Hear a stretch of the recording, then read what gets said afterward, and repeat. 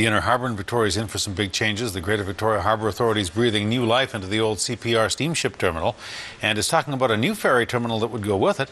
Changes that would not only revitalise the Inner Harbour but would open up more land for further development.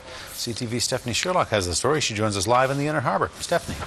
Yes, Hudson, the building is almost tenant ready, so it won't be long before we see coffee shops, stores, restaurants, maybe even a pub on the lower level. And it's just the start. The Harbour Authority has big plans, and it could change the entire side of our Inner Harbour.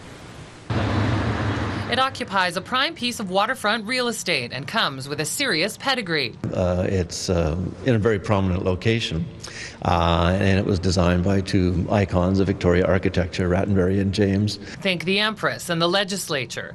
And now, after a major seismic upgrade, it's almost ready for its new life. Our plan is to restore the space to a public use, have the life and the vitality of the public space opened up again.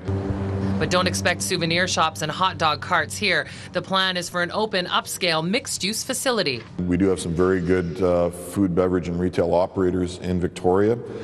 We also had interest from farther afield, so I think we're going to get the best of both worlds.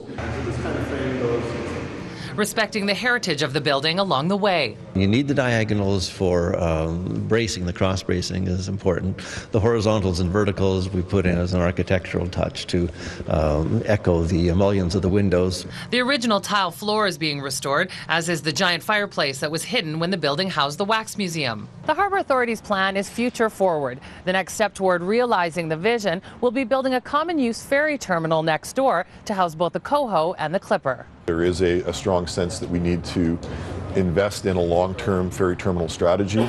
A strategy that could revitalize the entire Inner Harbour. That whole side of that Inner Harbour has been basically underutilized for years. The plan would see the main floor of the CPR building as the concourse through which ferrygoers would pass on their way to the ships.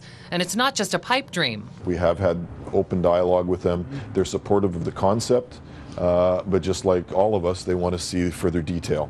Something Tourism Victoria supports wholeheartedly. Think about it. If you could either fly into a new destination by an airport or come into a beautiful Inner Harbour, which is just stone's throw away from world-class attractions, what would you choose? So I think it'll only increase our tourism potential. The Harbour Authority is having an open house at the building tomorrow. They expect to know within a month or so who the lucky tenants will be.